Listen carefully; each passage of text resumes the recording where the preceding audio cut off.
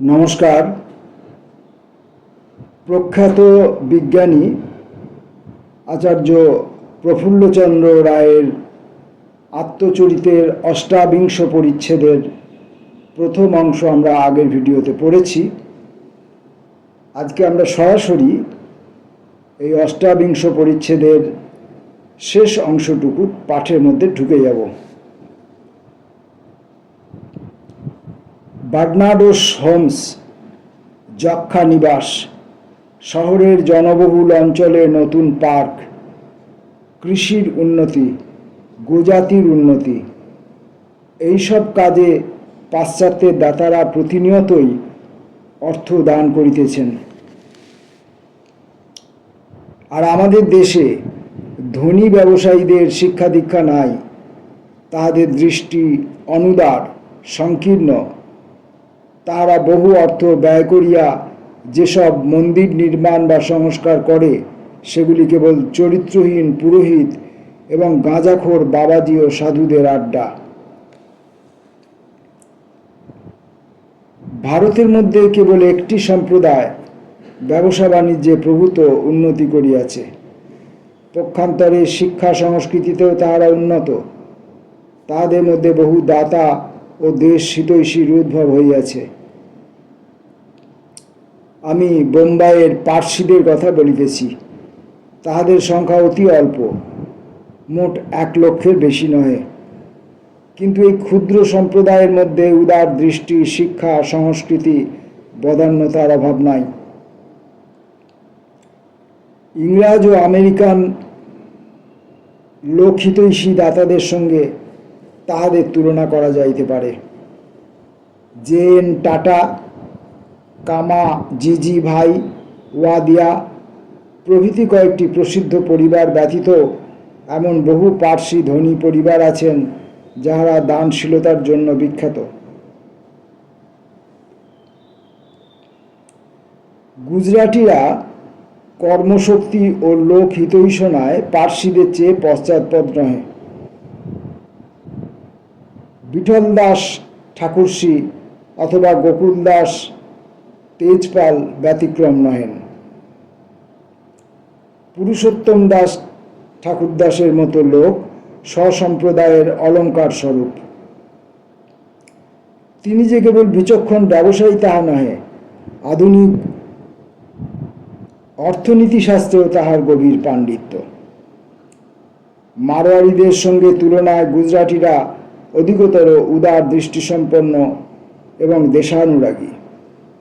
লোকহিতের জন্য নিজের স্বার্থবুদ্ধি কিরূপে সংযত করিতে হয়, মারোয়ারিদের সে বিষয়ে এখনও অনেক শিখিবার আছে।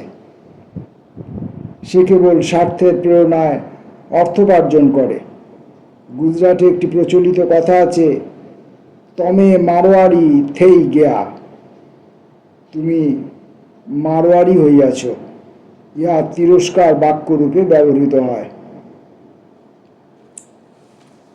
বাংলার আরেকটি দুর্ভাগ্যের কথা বলিব। যে সমস্ত মারোয়ারি ও ভাটিয়া এদেশে কয়েক পুরুষ ধরিয়া বাস করিতেছে, তাহারাও বাংলাকে নিজেদের দেশ বলিয়া মনে করে না। তাহারা বাঙালির ব্যবসা বাণিজ্য দখল করিয়া প্রভূত ঐশ্বর্য সঞ্চয় করিতেছে, কিন্তু ওই ঐশ্বর্য হইতে তাহাদের বাসভূমি বাংলার কোনো উপকার হয় না। কলিকাতার অধিকাংশ ধনী ব্যবসায়ী বিকানিরের লোক, এবং তাহারা বিকানিরেই নিজেদের ঐশ্বর্য লইয়া যায়। ব্রিটিশেরা যতদিন বাংলায় থাকে ততদিন খানসামা, বাবুর্চি, আয়া প্রভৃতির বেতন বাবদ মুরগি, ডিম, মাছ প্রভৃতি কিনিয়া কিছু টাকা বাংলায় দেয়, কিন্তু মারোয়ারি এদিক দিয়েও বাংলাকে 1 পয়সা দেয় না। সে তাহার নিজের খাদ্যদ্রব্য আটা, ডাল, ঘি প্রভৃতি নিজে দেশ হইতে লইয়া আসে। তাহার ভৃত্যেরাও হিন্দুস্থানি এবং নিরামিষভোজী বলিয়া তাহারা মুরগি, ডিম, মাছ প্রভৃতিও কিনে না। কলিকাতা বিশ্ববিদ্যালয়ে দাতাদের দানের পরিমাণ প্রায় 66 লক্ষ টাকা, কিন্তু কোনো মারোয়ারি এই বিশ্ববিদ্যালয়ে উল্লেখযোগ্য কিছু দান করে নাই। নাগপুরের যে ধনী ব্যবসায়ীর কথা পূর্বে বলিয়াছি, মারোয়ারি ধনীদের মনোবৃত্তি অনেকটা সেইরূপ। মারোয়ারিরা বাংলাদেশের অথবা মধ্যপ্রদেশের শিক্ষা প্রতিষ্ঠানের জন্য উদারভাবে দান করিতে কুণ্ঠিত। যে দেশে সে ঐশ্বর্য সঞ্চয় করে সে দেশ তাহার নিকট হইতে কোনো উপকার পায় না। কিন্তু আর একজন শিক্ষিত ও ধনী হিন্দুর নাম আমি উল্লেখ করিব। যে দেশে তিনি অর্থোপার্জন করিয়াছেন সেই দেশের প্রতি তাহার কৃতজ্ঞতার ঋণ স্মরণ করিয়া তিনি উহার প্রতিদানে প্রায় সমস্ত সম্পত্তি দিয়াছেন। ইনি রায়বাহাদুর লক্ষ্মীনারায়ণ কামতির ব্যবসায়ী। সম্প্রতি নাগপুর বিশ্ববিদ্যালয়ে শিল্পশিক্ষার ব্যবস্থার জন্য তিনি 30 লক্ষ টাকা দান করিয়াছেন। কলিকাতার ধনী মারোয়ারি সম্প্রদায়ের নিকট আমি ক্ষমা লাভের প্রত্যাশী। মারোয়ারি সম্প্রদায়ের বিরুদ্ধে মারোয়ারি বলিয়াই আমার কোনো অভিযোগ নাই। তাহারা মোটেই কৃপণ নয়। যখনই কোনো স্থানে বন্যা বা দুর্ভিক্ষ দেখা দেয় তখনই তাহারা মুক্ত হস্তে দান করে। কিন্তু শিক্ষা ও সংস্কৃতির অভাব এবং সংকীর্ণ দৃষ্টির জন্য তাহার দান অনেক সময়ই অপাত্রে ন্যস্ত হয়। সুখের বিষয় ইহার ব্যতিক্রম আছে। ঘনশ্যাম দাস বিড়লার মতো লোক যে কোনো সম্প্রদায়ের গৌরবস্বরূপ।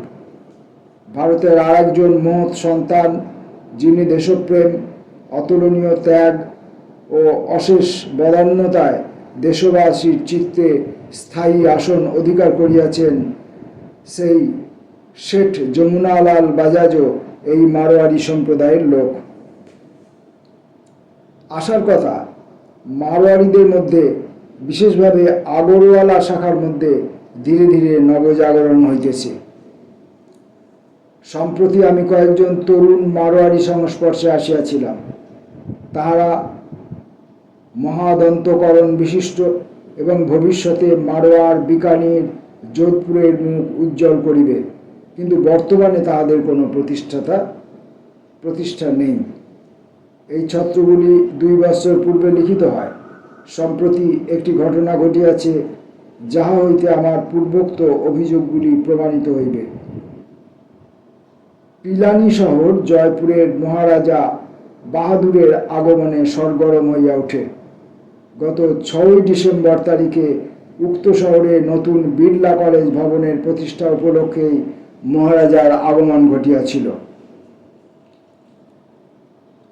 1925 সালে এই প্রতিষ্ঠানটি উচ্চ ইংরাজি বিদ্যালয়ে উন্নীত হয় এবং ছাত্রাবাসের জন্য প্রকাণ্ড গৃহসমূহ নির্মিত হয়।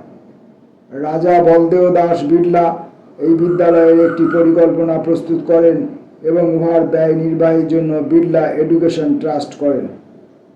ট্রাস্টের ভাণ্ডারে এখন 12 লক্ষ টাকা জমা হইয়াছে।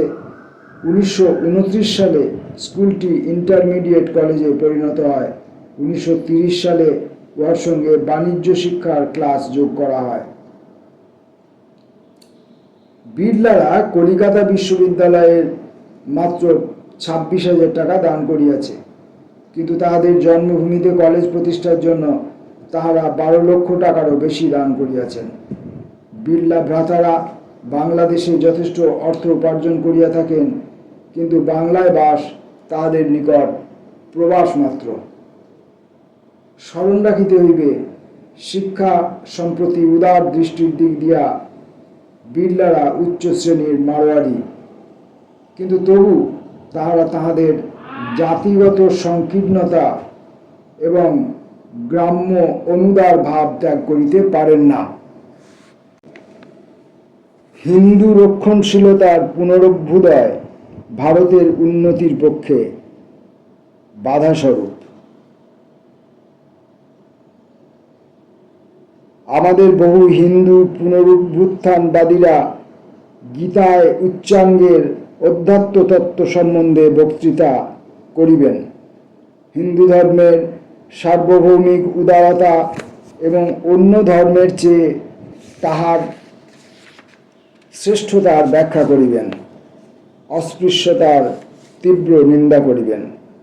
কিন্তু যখন এইসব তত্ত্ব উপদেশ কার্যে পরিণত করিবার সময় উপস্থিত হন, তখন তাহারাই সর্বাগ্রে পৃষ্ঠ প্রদর্শন করেন।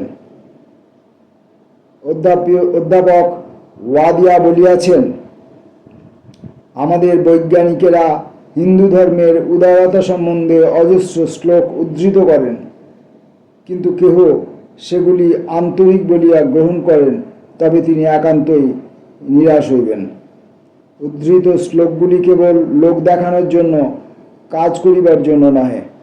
আমার মনে হয় যে হিন্দু ধর্মকে উদার ও সার্বভৌম প্রমাণ করিবার জন্য এত বেশি সময় ব্যয় করা হইয়াছে যে তদনুসারে কাজ করিবার সময় পাওয়া যায় নাই। ভয় হইতেই নির্যাতন আসে। এই ভয়কে জয় না করিলে কেহই পূর্ণ মনুষ্যত্ব লাভ করিতে পারে না। অধ্যাপক ওয়াদিয়ার দার্শনিক সম্মেলনে প্রদত্ত সভাপতির বক্তৃতা, 1930 সালের ডিসেম্বরে। সুতরাং ইহা আশ্চর্যের বিষয় নয় যে হিন্দু সভা এবং সংগঠনের ঝুরি ঝুরি বক্তৃতা সত্ত্বেও প্রত্যহই বহু হিন্দু মুসলমান ধর্মগ্রহণ করিতেছে। কেনই বা করিবে না? সামাজিক ব্যাপারে ইসলাম জাতি, বর্ণ অথবা মতামতের পার্থক্য স্বীকার করে না। অস্পৃশ্যতা ইসলাম ধর্মে অজ্ঞাত। কার্লাইলের মতে ইহা মানুষের মধ্যে সাম্যবাদের প্রচার করে। কার্লাইল অন্যত্র বলিয়াছেন, যে মানুষের কথা শুনিয়া বোঝা যায় না সে কি করিবে, কি করিতে চায়, তাহার সঙ্গে কোনো কাজ করা অসম্ভব। সেই মানুষকে তুমি বর্জন করিবে, তাহার সংস্পর্শ হইতে দূরে থাকিবে। আশ্চর্যের বিষয় নয় যে নমশূদ্র বন্ধুরা হিন্দু নেতাদের ভণ্ডামিতে বিরক্ত হইয়া অন্য ধর্মের আশ্রয় গ্রহণ করিতে উদ্যত হইবে। হিন্দু সমাজের জটিল ব্যবস্থা ও স্তরভেদের মধ্যে বহু দুর্বল স্থান আছে। একদিকে মুষ্টিমেয় উচ্চশিক্ষিত ও বুদ্ধিমান লোক, ইহারা প্রায় সকলেই উচ্চবর্ণীয়। আর একদিকে লক্ষ লক্ষ অনুন্নত শ্রেণীর লোক, ইহারা সকলেই নিম্ন জাতির। ব্যবসায়ী সম্প্রদায় ইহাদের মধ্যে গণ্য। সুতরাং শেষোক্ত শ্রেণী যে উচ্চ শ্রেণীদের আহ্বানে সাড়া দিবে না, ইহা স্বাভাবিক। বিশাল হিন্দু সমাজ বিস্তীর্ণ সমুদ্রের মতো। বিভিন্ন জাতি এবং উপজাতি উহার স্থানে স্থানে ক্ষুদ্র ক্ষুদ্র দ্বীপের মতো ছড়াইয়া আছে, তাহাদের মধ্যে দুর্লঙ্ঘ ব্যবধান। একই ভাব ও জীবন প্রবাহ এই সমাজের সর্বত্র পরিব্যাপ্ত নহে। উচ্চবর্ণীয় ও নিম্নবর্ণীয়দের মধ্যে নিয়ত কোলাহলে এই সমাজের অনৈক্য ও বিচ্ছেদের ভাব প্রকাশ পাইতেছে। রবীন্দ্রনাথ চিরদিনই অচলায়তন হিন্দু সমাজের নানা অর্থহীন প্রথা ও জীর্ণ আচারের নিন্দা করিয়াছেন। মহাত্মা গান্ধীর 63তম জন্মদিনে রবীন্দ্রনাথ দেশবাসীর নিকটে যে বাণী প্রদান করেন, তাহাতে তিনি বলিয়াছেন, যুক্তিহীন কুসংস্কার, জাতিভেদ এবং ধর্মের গোড়ামি, এই তিন মহাশত্রুই আমাদের সমাজের উপর এতদিন প্রভুত্ব করিয়া আসিতেছে। সমুদ্র পার হইতে আগত যে কোনো বিদেশি শত্রুর চেয়ে ইহারা ভয়ঙ্কর। এইসব পাপ দূর করিতে না পারিলে কেবলমাত্র ভোট গণনা করিয়া বা রাজনৈতিক অধিকার অর্জন করিয়া আমরা স্বাধীনতা লাভ করিতে পারিব না। মহাত্মা গান্ধীর জন্মদিনে এই কথাই আমাদের স্মরণ করিতে হইবে, কেননা মহাত্মাজি নবজীবনের সাহস এবং স্বাধীনতা লাভের দুর্জয় সংকল্প আমাদিগকে দান করিয়াছেন। জড়তা ও অবিশ্বাস হইতে আত্মশক্তি ও আত্মনির্ভরতা, মহাত্মা তাঁর অতুলনীয় চরিত্র প্রভাবে সেই বিরাট আন্দোলনই দেশে সৃষ্টি করিয়াছেন, তা আমরা উপলব্ধি করিতেছি। সেই সঙ্গে ইহাও আমরা আশা করি যে এই আন্দোলনে জাতির মনে যে শক্তি সঞ্চার হইবে, তার ফলে আমাদের বহুদিনের সামাজিক কুপ্রথা এবং জীর্ণ আচারের পুঞ্জীভূত জঞ্জাল রাশিও দূর হইবে।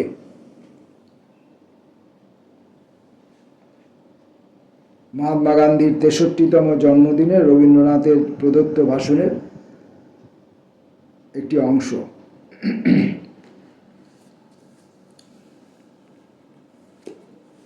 বংশানুক্রম ও আবেষ্টন, সুপ্রজনন বিদ্যা, আমার জীবনে ওইগুলির প্রভাব সম্বন্ধে আলোচনা।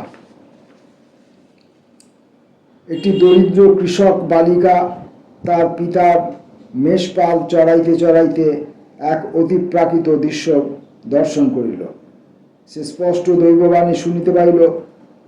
দৈববাণী তাহাকে অর্লিন্সকে পরাধীনতা হইতে মুক্ত করিবার জন্য অনুজ্ঞা দিতেছে। সে অমানসিক শক্তি লাভ করিল এবং বহু দুঃসাহসিক বীরত্ব প্রদর্শন করিল। পৃথিবীর শ্রেষ্ঠ নাট্যকার সোয়ান অফ অ্যাভন, বাণীর বরপুত্র শেক্সপিয়ারের পিতামাতা কবিত্বের ধার ধারিতেন না ও নিরক্ষর ছিলেন। যিশু, মোহাম্মদ, কোপারনিকাস, গ্যালিলিও অথবা নিউটনের জীবনে এমন কোনো গুণ ছিল না যাকে বংশানুক্রমিক মনে করা যাইতে পারে। প্রসিদ্ধ জ্যোতির্বিদ উইলিয়াম হার্সেল হ্যানোভার শহরের সৈন্য বিভাগের একজন কর্মচারীর পুত্র ছিলেন। হার্সেলের মাতার সম্বন্ধে বলা হইয়াছে, তিনি নিজে লিখিতে জানিতেন না, বিদ্যাচর্চার প্রতি বিমুখ ছিলেন। নবযুগের ভাবধারাও তার মনকে স্পর্শ করে নাই, কিন্তু তাহার পুত্রকন্যাদের সকলেরই সঙ্গীতবিদ্যার প্রতি অনুরাগ ছিল। হার্সেল 17 বছর বয়সে ইংল্যান্ডে গিয়া অর্গান বাদক এবং সঙ্গীত শিক্ষক রূপে জীবিকা অর্জন করেন। প্রত্যহ প্রায় 14 ঘণ্টা কাল অর্গান বাজাইয়া ও সঙ্গীত শিক্ষা দিয়া তিনি রাত্রিকালে নির্জনে গণিতশাস্ত্র, আলোকবিদ্যা, ইটালীয় অথবা গ্রিক ভাষা অধ্যয়ন করিতেন। এই সময়ে তিনি জ্যোতিষশাস্ত্র অধ্যয়ন করিতে আরম্ভ করেন। আলোকবিদ্যা এবং জ্যোতির্বিদ্যা তিনি গভীরভাবে আলোচনা করিতেন। বালিশের পরিবর্তে বই মাথায় দিয়া ঘুমাইতেন, আহারের সময়ও পড়িতেন এবং অন্য কোনো বিষয় চিন্তা করিতেন না। তিনি জ্যোতিষের সমস্ত অত্যাশ্চর্য রহস্য জানিবার জন্য সংকল্প করিয়াছিলেন। যে গ্রেগরিয়ান রিফ্লেক্টর যন্ত্র তিনি ব্যবহার করিতেন, তাহাতে সন্তুষ্ট না হইয়া তিনি নিজেই দূরবীক্ষণ তৈরি করিতে প্রবৃত্ত হইলেন। তিনি তাহার শয়ন গৃহকেই কারখানায় পরিণত করিলেন এবং অবসর সময়ে দর্পণ লইয়া ঘষা-মাজা করিতে লাগিলেন।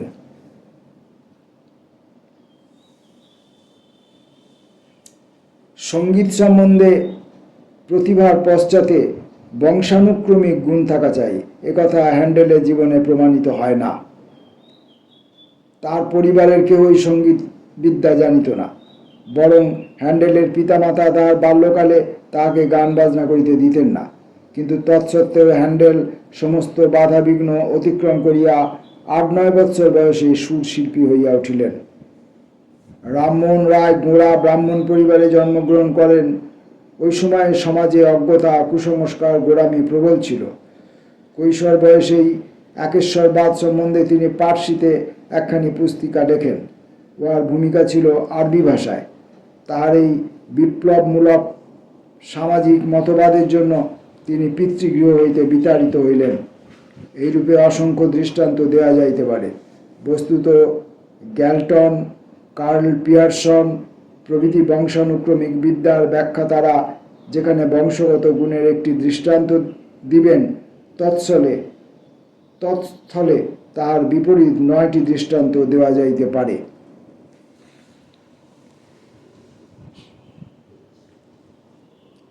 কেবল সহোদর ভ্রাতাদের নয়, যমজ ভ্রাতাদেরও রুচি, প্রবৃত্তি, চারিত্রিক বৈশিষ্ট্য সম্পূর্ণ ভিন্ন রকমের দেখা যায়। মহাকবি মিল্টন ক্রমওয়েলের একজন প্রধান সমর্থক। পক্ষান্তরে তার কনিষ্ঠ ভ্রাতা ক্রিস্টোফার ইংল্যান্ডের গৃহযুদ্ধের সময় রাজতন্ত্রবাদী ছিলেন এবং বৃদ্ধ বয়সে তিনি কেবল পোপের প্রতি ভক্তিসম্পন্ন হন নাই, দ্বিতীয় জেমসের রাজত্বে বিচারকের পদও গ্রহণ করিয়াছিলেন। রাজশক্তিকে তিনি সর্বদা সমর্থন করিবেন এরূপ প্রতিশ্রুতিও দিয়াছিলেন। সুপ্রজনন বিদ্যা সম্বন্ধে আমার এত কথা বলিবার কারণ এই যে, আমার নিজের রুচি ও প্রকৃতি সম্বন্ধে কয়েকটি কথা এই প্রসঙ্গে বলিতে চাই। আমার চরিত্রের কোনো কোনো বৈশিষ্ট্য পৈতৃক ধারা হইতে প্রাপ্ত মনে করা যাইতে পারে, কিন্তু আমার বাল্যকালেই আমি যে ব্যবসা বুদ্ধি লাভ করিয়াছিলাম তার কোনো বংশানুক্রমিক ব্যাখ্যা করা যায় না। আমি পূর্বেই বলিয়াছি, কৃষিকার্যের প্রতি আমার প্রবল অনুরাগ ছিল। আমি কোদাল দিয়া মাটি কাটতাম, নিজে চাষ করিয়া বীজ বুনিয়া নানারূপ ফসল উৎপাদন করিতাম। গোবর ছাই এবং গলিত পত্রের সার দিয়া জমির উর্বরতা শক্তি বৃদ্ধি করিতাম। কৃষকেরা যে প্রণালীতে চাষ করিত তাহা আমি মনোযোগ সহকারে লক্ষ্য করিতাম। আমি দেখিতাম যে পোড়া পাতার ছাই ব্যবহারে জমির উর্বরতা বাড়ে এবং ওই জমিতে কচু ও কলা প্রভৃতি ভালো হয়। অবশ্য আমি তখন জানিতাম না যে গাছের পাতার ছাইয়ে যথেষ্ট পরিমাণে পটাশ আছে। অন্য নানা রকম ফসলও আমি জন্মাইতাম। আমি এইসব কাজ ইচ্ছামতো করিতে পারিতাম, কেননা প্রভৃতি কাজে লাগাইবার জন্য অর্থও দিতেন। কেননা আমার পিতামাতা এ বিষয়ে আমাকে উৎসাহ দিতেন এবং এই উদ্দেশ্যে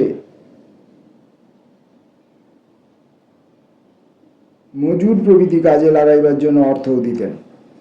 অর্ধ শতাব্দী পূর্বে আমি যে নারিকেল ও সুপারি গাছ রোপণ করিয়াছিলাম তা এখনও বাল্যের মধুর স্মৃতি জাগরুক। কলিকাতায় আসিবার পর হইতে আমি গ্রীষ্মের ছুটি ও শীতের ছুটির প্রতীক্ষা করিয়া থাকি। ওই সময়ে বাড়ি গিয়া মনের সাধে চাষের কাজ করিতে পারিব, ইহাই ভাবিতাম। আমার স্বভাবগত ব্যবসা বুদ্ধিও এই সময় প্রকাশ পাইত। আমাদের জমিতে যে ফসল হইত তার সামান্য অংশই পরিবারের প্রয়োজনে লাগিত। উদ্বৃত্ত ফসল হাটে বাজারে বিক্রয় করিতে হইত। ইহাতে চাষের খরচা উঠিয়া লাভের সম্ভাবনা থাকিত। এই সময় হইতে আমার দোকানদারি বুদ্ধি বা ব্যবসা বুদ্ধির বিকাশ হইল। গ্রামের জমিদারদের ছেলে হইয়া জমির ফসল হাটে বাজারে বিক্রয় করি। ইহাতে আমাদের কোনো কোনো প্রতিবেশী লজ্জাবোধ করিতেন, কিন্তু আমি উহা গ্রাহ্য করিতাম না। কয়েক বছর পরে আমার এই ব্যবসা বুদ্ধি বিপদে আমার সহায় স্বরূপ হইল। আমার পিতা ভাবপ্রবণ লোক ছিলেন। একসময় তিনি ঝোঁকের মাথায় একটি কাজ করিয়া লোকসান দিয়াছিলেন। H.H. উইলসনের সংস্কৃত ইংরেজি অভিধান ওই সময় দুষ্প্রাপ্য হইয়া উঠিয়াছিল। 40-50 টাকাতেও উহার এক খণ্ড পাওয়া যাইত না। একজন পণ্ডিত ব্যক্তি আমার পিতাকে ওই গ্রন্থের 3য় সংস্করণ প্রকাশ করিতে সম্মত করেন। পণ্ডিত নিজে পুস্তকের মুদ্রণ ব্যবস্থার তত্ত্বাবধান করিবার ভার লইলেন এবং পিতাকে বুঝাইলেন বই বিক্রি করিয়া খুব লাভ হইবে। বই ছাপা হইল, কিন্তু আশানুরূপ বিক্রয় হইল না এবং আমার পিতার প্রায় 7,000 টাকা লোকসান হইল। তখনকার দুইজন সুপরিচিত সংস্কৃত গ্রন্থ প্রকাশক পণ্ডিত জীবানন্দ বিদ্যাসাগর এবং ভুবনমোহন বসাক প্রতি কপি নামমাত্র 2 টাকা মূল্যে কয়েক শত বই কিনিলেন। তারা ব্যবসায়ী লোক ছিলেন, সুতরাং বই বিক্রয় করিয়া তাহাদের বেশ লাভ হইল। কিন্তু অবশিষ্ট কয়েক শত খণ্ড বই আমাদের বাড়িতেই রইল। আমি পুরানো কাগজের দরে উহা বিক্রি করিতে রাজি হইলাম না। আমি সযত্নে সেগুলি বাঁধাই করিয়া রাখিলাম। বাংলার আর্দ্র জলবায়ুতে উই ও কীটের হাত হইতে এই সমস্ত বই রক্ষা করা দুঃসাধ্য কাজ, কিন্তু আমার যত্ন ও পরিশ্রমের পুরস্কার কয়েক বছর পরে মিলিল। 1878 সালে আমাদের কলিকাতার বাসা তুলিয়া দিতে হইল, কেননা পিতা তখন ঋণগ্রস্ত হইয়া সব দিকে খরচ কমাইতে বাধ্য হইলেন। 80 নম্বর মুক্তারাম বাবুর স্ট্রিটের একটি বাড়িতে আশ্রয় লইতে বাধ্য হইলাম। এই সময় আমার ব্যবসা বুদ্ধি কাজে লাগিল। পিতা আমার মাসিক খরচের টাকা পাঠাইতে যথাসাধ্য চেষ্টা করিতেন, কিন্তু তাহার অবস্থা বুঝিয়া আমি তাহাকে এই দুশ্চিন্তা হইতে নিষ্কৃতি দিবার জন্য ব্যস্ত হইলাম। আমি সংবাদপত্রে বিজ্ঞাপন দিলাম, উইলসনের অভিধান প্রতি খণ্ড 6 টাকা মূল্যে বিক্রয় হইবে। কলিকাতার পুস্তক বিক্রেতাদের নিকট হইতে এবং ভারতের নানা স্থান হইতে অর্ডার আসিতে লাগিল। বই বেশ বিক্রি হইতে লাগিল এবং আমি সাহসপূর্বক পুস্তক বিক্রয়ের এজেন্সি খুলিয়া বসিলাম। জ্ঞানেন্দ্রচন্দ্র রায় অ্যান্ড ব্রাদার্সের নামে উইলসনের অভিধান প্রকাশিত হইয়াছিল, সুতরাং আমার এজেন্সিরও ওই নাম দিলাম। আমার কোনো মূলধন ছিল না, সুতরাং অভিধান বিক্রয়ের বিজ্ঞাপনের নিচে এই কথাটিও লেখা থাকিল, মফস্বলের অর্ডার যত্নের সহিত সরবরাহ করা হয়। বাড়ির দরজায় G.C. রায় অ্যান্ড ব্রাদার্স পুস্তক বিক্রেতা ও প্রকাশক এই নামে একখানি সাইনবোর্ড টাঙাইয়া দিলাম। মনে মনে সংকল্প করিলাম যে কলেজের পড়া শেষ হইলে আমি পুস্তক বিক্রয় ব্যবসা অবলম্বন করিব। ওই সময়ও সরকারি চাকরির প্রতি আমার একটা বিরাগের ভাব ছিল, কিন্তু গিলক্রাইস্ট বৃত্তি পাইয়া আমার সমস্ত মতলব বদলাইয়া গেল। ভগবানের ইচ্ছায় আমার যা কিছু শক্তি ও যোগ্যতা বিজ্ঞান সেবা ও দেশের অন্যান্য কাজে নিয়োজিত হইল।